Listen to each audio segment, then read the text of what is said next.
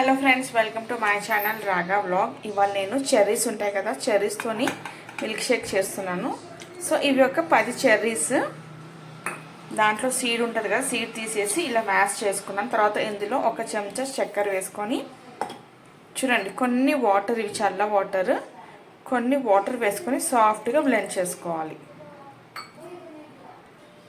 చూడండి ఇది బ్లెండ్ చేసుకున్నాను. ఇప్పుడు ఇందులో ఇది ఫిల్టర్ చేయాలి.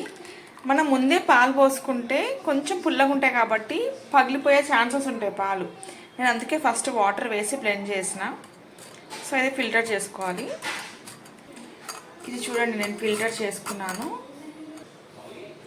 ఇంత జ్యూస్ వచ్చింది. ఇప్పుడు ఏం చేయాలంటే ఒక కటోరీలో ఒక హాఫ్ చెంచా అంత చక్కెర వేసుకొని ఒక గ్లాస్ అని పాలు పోసుకోవాలి. ఈ షుగర్ అంతా మెల్ట్ అయ్యే వరకు కలుపుకోవాలి. ఇప్పుడు ఒక గ్లాస్ తీసుకున్నాము, అందులో కొన్ని ఐస్ క్యూబ్స్ వేసుకుందాము.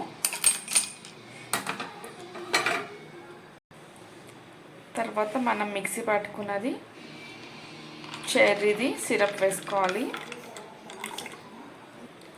తర్వాత ఇందులో పాలు పోసుకోవాలి. సో అంతే, చెర్రీ. సో చూడడానికి అయితే బాగుంది కదా. సో యమ్మీ యమ్మీ చెర్రీ మిల్క్ షేక్ రెడీ అయింది ఇక్కడ. సో చేసుకోవడం అయితే చాలా ఈజీ. మీరు కూడా ట్రై చేసి ఎలా ఉందో నాకైతే కామెంట్ చేసేయండి. Thank you for watching my video.